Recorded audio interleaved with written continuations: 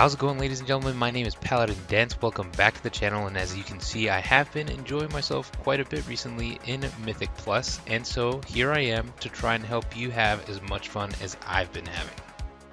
Now, the goal of this video is to help out everybody. I have tips in here that I think will help out literally everybody. So if you're new to M+, if you're trying to do weekly no leavers, if you're just trying to get into groups a little bit more easily, if you're trying to push higher, if you're really trying to push your game up, this video is for you. There are tips in here for everyone, things that everyone can implement into their own game. Now, if you haven't already, consider subscribing. I'm trying to get to this 1,000 subscriber mark.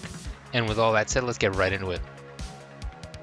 So as of the filming of this video, this is my current IO right now. I'm 1163. I am top 500 paladins in the world. You know, this is what I've done so far this season. And this is all pickup groups. I've had a couple friends drop in here and there, but even then it was just one or two of them. Not the whole group was made out of friends. It was all done through pickup groups. I haven't even been using comms so far this season. So for those of you that think that you can't get, you know, a decent IO score, decent rankings with pickup groups, here it is. This is proof that you can, right?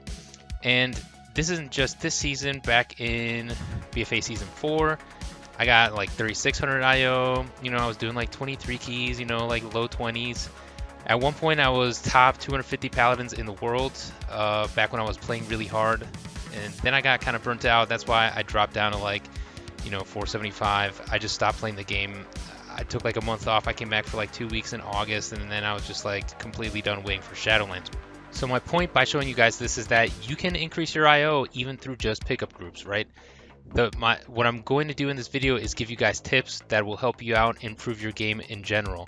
You don't have to push to 3,600 IO like I did last season. That's just what I like to do. That's how I enjoy the game. I like to go as high as I can until I get burnt out of the game, and then I come back the next season. But this video is going to give you tips, some simple tips, all the way to, you know, a little bit more advanced tips. But the whole point is that a lot of people will overlook some of these things, but these things all add up, right? There'll be very small things that you might overlook that eventually, if you're doing higher keys or you're trying to get into harder content, all these tips will add up into something that's going to boost your game a lot more than you might think. So the first piece of advice, and something that usually people don't like to hear, but what I think is the biggest difference maker if you don't already do it, is to make your own pickup group. I can already hear some of you clicking off the video. You're probably saying, but Paladin Dance, you're almost 1200 IO, you're a tank, you get invited to everything. Believe me when I tell you that I get declined to more groups than I get accepted to. Here, for example, is me getting declined to a 15 Mists of Tirna Scythe, even though I had already timed a 15 Mists of Tirna Scythe, right? So you would assume, hey, I already timed my 15 Mists, why didn't you invite me? Point being, everyone gets declined no matter what. It doesn't matter who you are, it doesn't matter what you play, it's not personal. People forming groups really don't have anything to go off of except for your IO score. Now you gotta remember that there are different comps, you know, like maybe I got declined because that guy was looking for a different tank. And we can get into people, you know, following only the meta. You know, I may have been declined because they were looking for a Demon Hunter tank, for example, but that's kind of like a separate subject. The point is, if you're making a group, if you're trying to sign up for a group, the only information that person who's making the group has is your IO score, unfortunately. So you might be a really good player and you're like, you know, you're pumping 5 or 6k DPS overall in the dungeon, right? But the person who sees you in their queue signed up for their key, all they have to go off of is your IO. So for example, if you're trying to push your 11 key, why would you invite someone who hasn't even done a 10 key yet, right? That person hasn't even seen Prideful, so you're going to assume that person wouldn't know how to deal with the entire Prideful mechanic. That mechanic comes up 5 times in one dungeon. You're going to want to have people that know what they're doing when that happens. So the only thing you have to go off of is that IO score. Now, many players shy away from making their own groups because they think that it entails some sort of responsibility from their part. However, if you're not the tank, all you have to do is form the group, right? If you're a DPS or a healer, you just say, I have a 12 Mists of Tirna Scythe.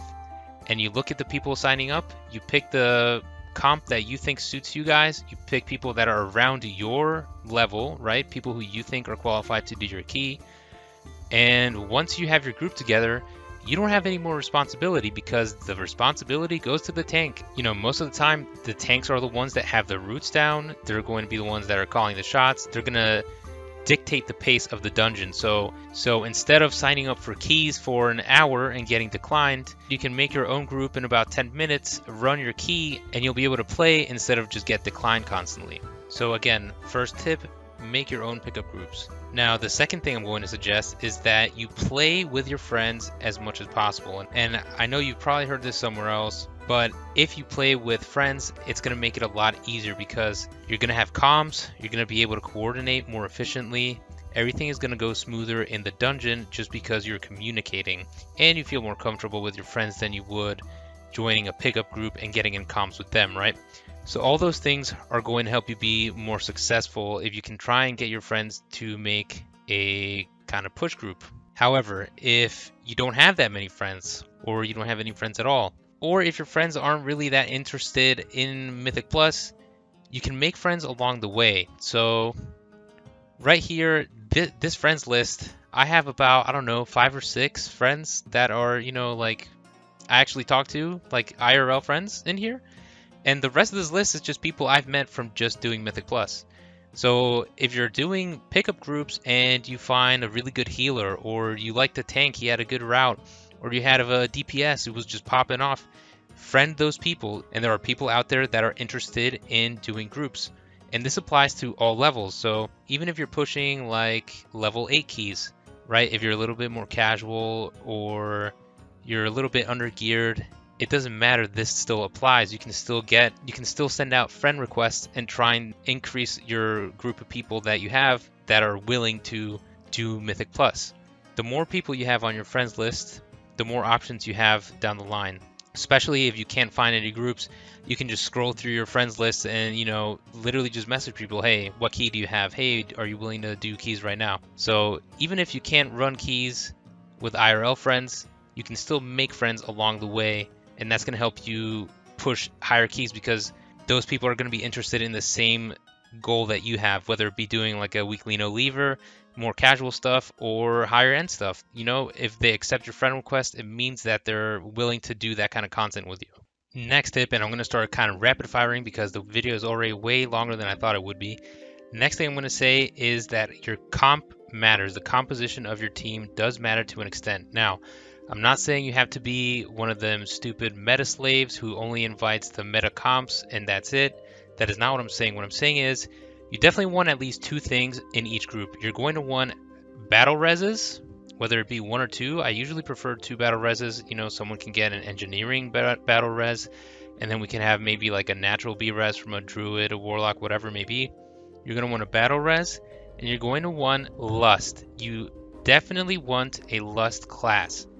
You do not want to be using drums. Drums are absolute garbage now. You're going to always want at least 1 lust class. So it kind of harkens back to what I was saying earlier. Don't be surprised if you get declined to certain groups. They might already have a certain comp and be looking for certain things. And this also applies to you. Always make sure that you have a B-res. Always make sure that you have a lust. If you're going in with 3 melee, that's probably not a good idea. You're probably about to get wrecked. You should probably try and get at least 1 ranged. Composition is one of the things that people may overlook, and then once you're already in the party and somebody dies and you don't have a B-res, you're like, oh crap, maybe I should have gotten a B-res. Something small, easier to overlook, but something that is more important than you might think. My next tip is that you download Mythic Dungeon tools, or that you at least have somebody go over the routes before you go into a dungeon. If you're taking Mythic Plus seriously, if you're trying to better improve your game, you should definitely have Mythic Dungeon tools downloaded.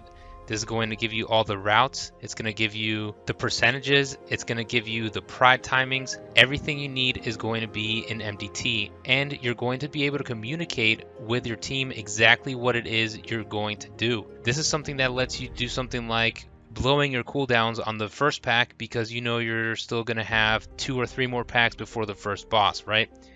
Maybe you wouldn't know that before, so you'd kind of be holding on your cooldowns until the first boss, but now that you know the route ahead of time, you can better plan your cooldowns. Mythic Dungeon tools download it. It's a great help. If you're ever pushing higher keys or trying to, everyone's gonna already have it downloaded and be linking routes, so you want to be ready for that. Another piece of advice is that comms do matter. Now, I did mention earlier that all the keys that I've done so far, I haven't used any actual comms. I haven't gone on Discord and talked with people while doing the key. However, I guarantee you that later on in the weeks, once I start doing, significantly higher keys like 17s, 18s, getting into the 20s eventually, I'm going to be getting into comms. And that's because even if everybody knows what they're doing, in case of emergencies where something goes awry, it's something that wasn't supposed to happen does happen. Somebody dies, a mob is broken out of CC, and now it has to be CC'd again. Instead of having 3 people sit there and be like, oh, somebody will CC it, you're in comms, the tank will probably say, listen, I need you to CC this now. Or maybe your mage will be like, oh, it broke out of CC, I got it.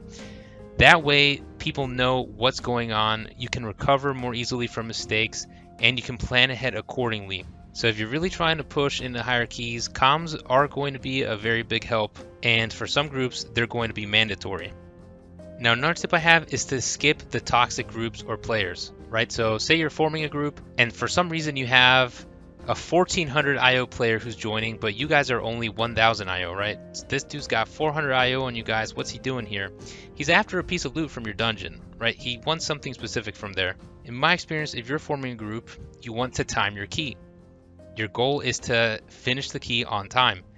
Now, someone who's 1400 IO joining a 1000 IO team, they don't care about your key, guys, all right? They do not care. All they're looking for is a specific piece of gear from that dungeon. They don't care if you're successful or not. So the moment that something goes super wrong and the key is completely depleted, or if they feel like their time's being wasted, they're just going to leave. So if you find some, 1500 IO player and he mains heals, but he's signing up his DPS to your key because he wants a specific piece, I suggest not inviting them, because in my experience, they don't care about your key. They're not going to put in that much effort. They're not going to put in as much effort as you're going to put in, because they're not trying to time it. They're just trying to get a piece of loot from there. Anyways, those are my biggest tips for increasing your IO, for getting higher IO. If you have any of your own, please leave them down in the comments. I was not able to go over all the stuff that I implement. Maybe later on down the road, I'll add a couple extra tips here and there. There are definitely a lot of things that you can do to better improve your IO, guys. Don't be discouraged if you're not getting accepted. Try and make your own groups. Try and make friends along the way. And just follow the smaller tips, like having MDT. Always talk about your routes before you go into a dungeon. Last boss in Plaguefall, you're going to get that acid rain on you every single phase. You want to talk about how you're going to do your cooldowns for stuff like that, right? Because otherwise, everyone's going to blow all their cooldowns first phase. You're not going to have any defensives. Maybe the healer blows his, and once you go into second phase, you guys have no defensives. The healer doesn't have any healing output. What are you going to do? You're going to wipe. But if you talked about it, not even in comms, just beforehand in the party chat, and you went over stuff like that before the dungeon, then you'd be successful. You're increasing your chance of being successful at the key with just stupid small stuff like that. It all adds up, guys. If you have any questions, leave them down below. If you've made it this far, please consider subscribing. You can follow my Twitch, and I'll see all you guys in the next one.